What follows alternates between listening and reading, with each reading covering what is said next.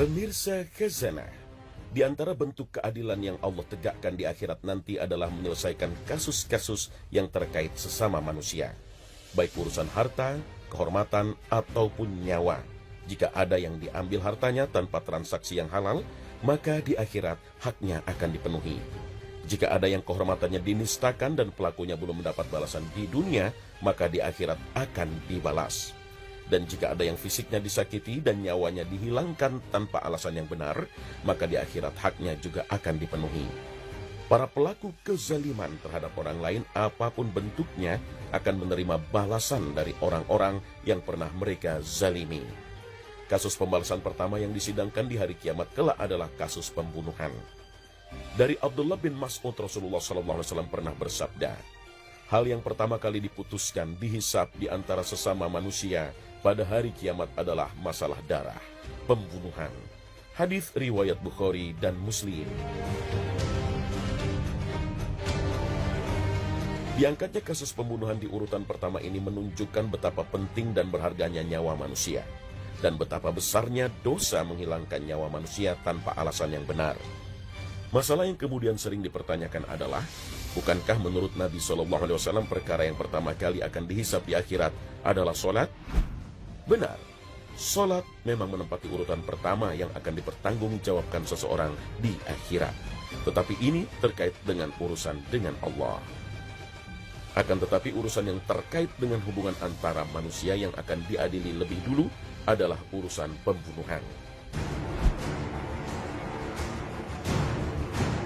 Dalam syariat agama, nyawa manusia berada pada derajat yang paling tinggi. Sejak ruh ditiupkan, manusia sudah memiliki hak untuk hidup. Itu sebabnya syariat agama tidak mentolerir perbuatan membunuh manusia, karena merenggut hak setiap manusia untuk hidup, yang tidak lain adalah hak Allah Ta'ala sang pemberi kehidupan. Itu sebabnya agama melarang kita untuk terlibat dalam kasus berbahaya ini. Bahkan masalah-masalah yang akan menimbulkan permusuhan hingga mengakibatkan pembunuhan pun dilarang keras. Misalnya sifat iri, dengki, merendahkan orang lain yang semua itu akan menimbulkan permusuhan dan bisa menjadi pemicu pembunuhan. Bahkan agama melarang seorang muslim mengacungkan senjata kepada saudaranya, walaupun itu hanya sekedar bercanda. Begitu berbahayanya kasus pembunuhan, hingga syariat agama betul-betul menutup jalan yang bisa menyebabkan nyawa seseorang melayang karena alasan yang tidak dibenarkan.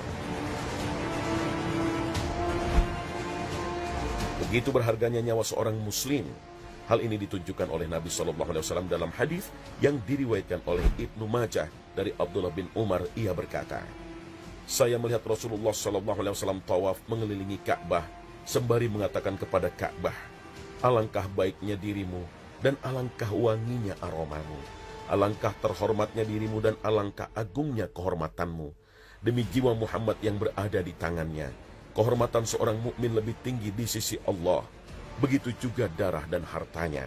Hendaklah selalu berprasangka baik kepadanya. Hadis riwayat Ibnu Majah. Saat pembalasan ditegakkan, maka orang-orang yang mendapatkan perlakuan zalim, dibunuh dengan tanpa alasan yang dibenarkan, akan mendapatkan keadilan pertama.